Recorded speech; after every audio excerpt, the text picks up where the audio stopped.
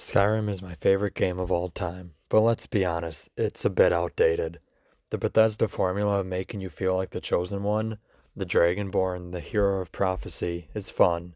I love it. Slaying dragons, saving the world, becoming a legend, it just works, especially for a game that came out over a decade ago. But after many playthroughs, I found myself asking a different question. What if I don't want to save the day? What if I just want to exist in this world? After enough time with Skyrim, always being the hero can start to feel repetitive. Every major quest eventually reminds you that you're special, you're chosen and destined for greatness. And again, I'm not necessarily saying that's a bad thing. After all, Skyrim absolutely nails the power fantasy. It's one of the reasons it's so beloved. But sometimes I don't want to be worshipped as a legend. Sometimes I want to be a normal person living in this world. Someone who's affected by Skyrim, not someone destined to save it. And that desire, I think, is a very valid critique of the game I've heard by other YouTubers, and I'd like to address today. When I play a game like Cyberpunk 2077, it constantly reminds me that I'm a nobody. You're not special, you're not chosen, instead you're just trying to survive. And oddly enough, that feels grounded and it feels relatable. I'm not saying one approach is better than the other, they're just two different philosophies of RPG design. Skyrim has more of a mythic feel to it, and Cyberpunk is more grounded in what could be. Both work, but after years of Skyrim, I started craving that grounded experience inside the Elder Scrolls universe. So I started wondering, what if I wasn't the Dragonborn at all? What if I was just a cook at the local tavern, or an ex-Imperial soldier who fought in the Great War and now works as a mercenary, or a hunter trying to survive in a harsh land? And that's when I realized something super important about Skyrim.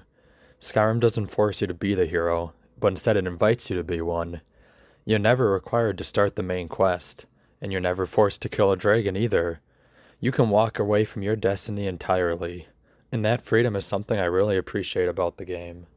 The question then shifts from, can I be a normal person in Skyrim, to how can I be a normal person in Skyrim? This is where mods completely change the experience for me. Mods like Job of Skyrim let you earn money by doing small everyday tasks, working in taverns, patrolling holds, forging weapons. Survival mode adds the need to eat, sleep, and stay warm, which immediately slows the game down and makes you think like a real person would. Also, there's no fast traveling, which means you really do have to survive in this world. Campfire lets you craft tents and survive on the road while you're away from home. And Hunterborn expands hunting into a full system, where you skin animals, harvest meat and hides, and use those resources to survive. Suddenly now Skyrim isn't about saving the world, it's about living in it and surviving in it. Imagine this, you're a wood elf who learned how to hunt at a young age. You were trying to migrate into Skyrim when you were captured by Imperials and nearly executed at Helgen. Now you've escaped with nothing but the clothes on your back. You survive by hunting, you craft tents from animal hides, you sell excess materials to earn enough gold for food and shelter.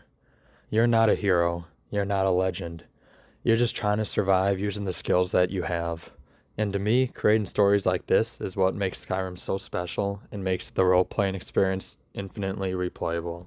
Skyrim excels at being a power fantasy, and it always will at the end of the day. But it also offers something else. Freedom. Freedom to ignore destiny. Freedom to create your own backstory. Freedom to play the game in a way that feels meaningful to you. So if you enjoy RPGs like Cyberpunk where your character starts as a nobody, you might be surprised to find that Skyrim can offer that experience too, but you might have to approach it differently. Thanks for watching, and I'd love to know, do you prefer being the chosen hero, or just another person trying to survive in the world?